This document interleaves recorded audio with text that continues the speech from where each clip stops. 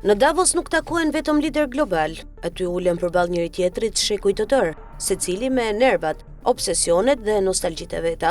Është një summit ku shekulli 19 hyn në sallë me hartë në dorë, shekulli 20 me traktate dhe institucione në sqetull, ndërsa shekulli 21 rri në fund të tavolinës i shqetësuar, duke kontrolluar telefonin dhe duke pyetur veten pse asgjë nuk funksionon më siç ishte premtuar. Prania e Donald Trump e bën këtë përplasje jo vetëm të dukshme, por edhe groteske. Një president me instinkte ekspansioniste, i cili flet për territore, tarifa dhe presion, në një skenë që u ndërtua për të promovuar bashkëpunimin dhe iluzionin e një bote të rregulluar. Ironia është se Davosi u krijua pikërisht për të mbyllur kapitullin e politikës së forcës që sundonte para dy luftrave botërore.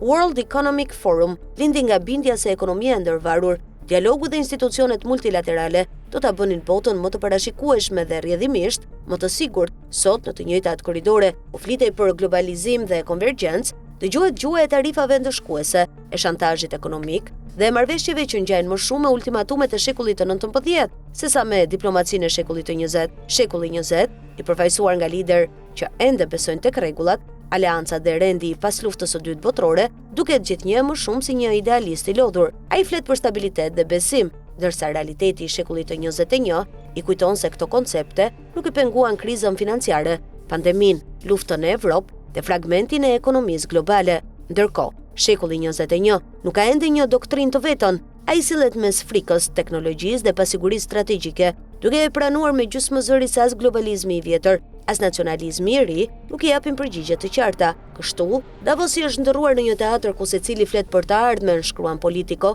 duke përdorur fjalorin e së shkuarës. Disa duan të rikthejnë botën e fuqive të mëdha dhe sferave të ndikimit, disa të shpëtojnë rendin liberal që po shpërbëhet, dhe disa thjesht të mbjetojnë në një sistem që ndryshon më shpejt se sa mund ta kuptojnë. Sarkazmi i madh është se të gjithë pretendojnë se po mendojnë për të nesërmen, por në fakt po luftojnë për të imponuar shekullin e tyre. Dhe Davosi, dikur tempulli i konsensusit global, sot duket më shumë si një muze i gjallë ku epokat nuk pajtohen por përplasen, duke lënë të hapur pyetjen më të frikshme: cili prej tyre do të vendos rregullat e botës që vjen?